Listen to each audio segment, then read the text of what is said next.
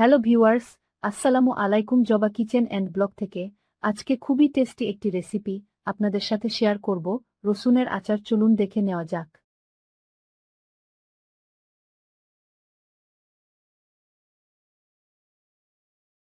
আমি এখানে ১ কেজি দেশি রসুন ছিলে ভালোভাবে ধুয়ে নিয়েছি।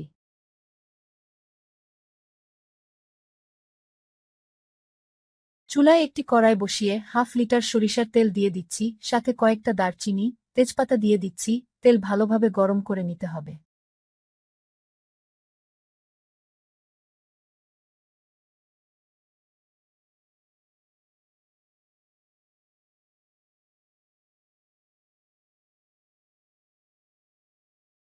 এখন দিয়ে দিচ্ছি কয়েক টুকরা দারচিনি, তেজপাতা আর কিছু শুকনা মরিচ। কিছুক্ষণ ভেজে নেব।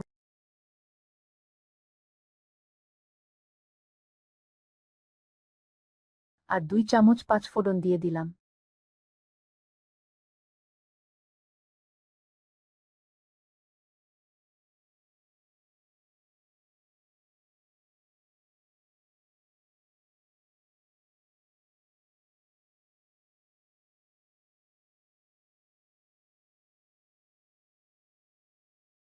বেশ কিছুক্ষণ তেলগুলো গরম করে নিয়েছি, এরপর দিয়ে দিচ্ছি রসুন, দিয়ে নাড়াচাড়া করে নিচ্ছি।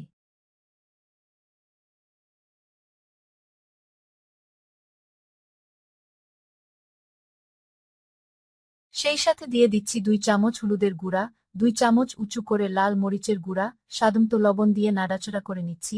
এ সময় চুলার আঁচ একেবারে কমিয়ে দিতে হবে।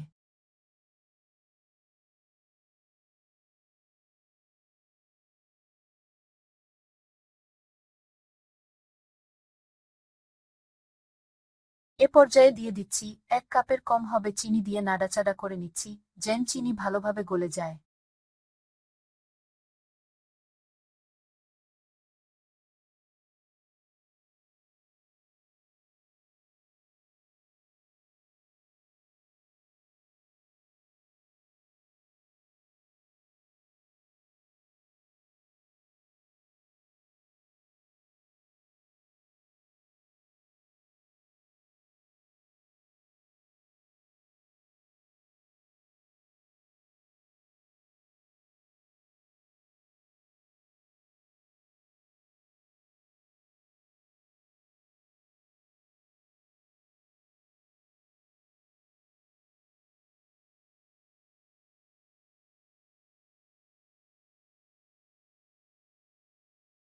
সরিষা বাটা দিয়ে দিচ্ছি হাফ কাপ। আমি সরিষা ভিনেগার দিয়ে বেটে নিয়েছি। অবশ্যই ভিনেগার দিয়ে বেটে নিতে হবে। পানি দিয়ে বেটে নিলে আচার বেশি দিন রাখা যাবে না।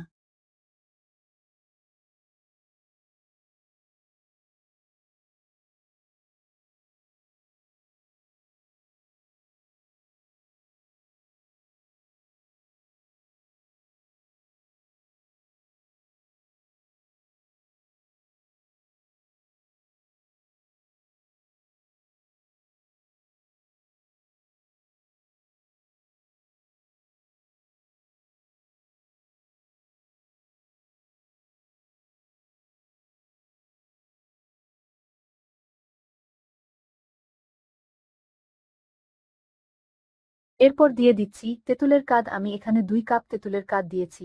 এতে করে টক মিষ্টি হবে, খেতে ভালো লাগবে।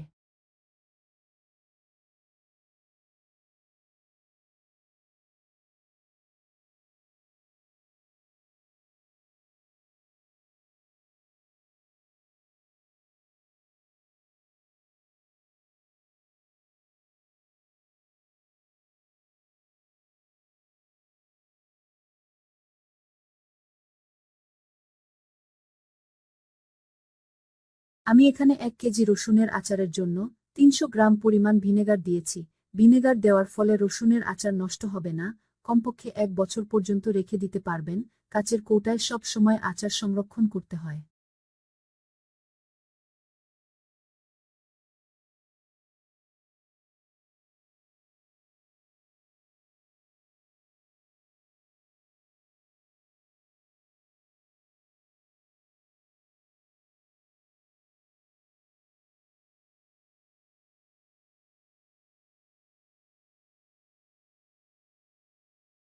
আমি আপনাদেরকে দেখিয়ে দিচ্ছি, রসুন পুরোপুরি সিদ্ধ করে নেয়নি, হালকা সিদ্ধ করে নেব, আর বাকিটা কিছুদিন রেখে দিলে নরম হয়ে আসবে।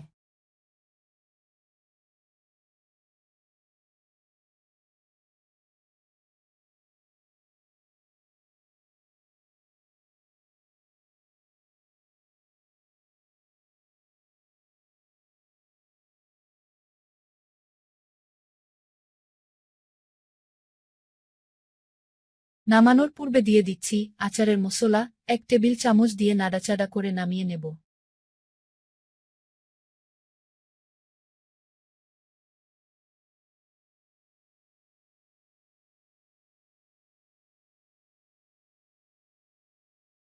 রসুনের আচার দিয়ে গরম ভাত অথবা খিচুড়ি পোলাও পরিবেশন করা যায়।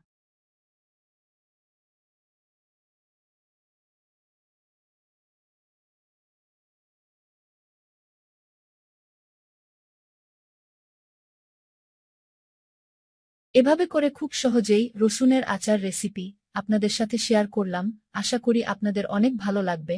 ভালো লাগলে অবশ্যই লাইক দিয়ে শেয়ার করবেন, কমেন্ট করবেন, সাবস্ক্রাইব করে বেল বাটন অন করে দিতে ভুলবেন না। ধন্যবাদ, ভালো থাকবেন।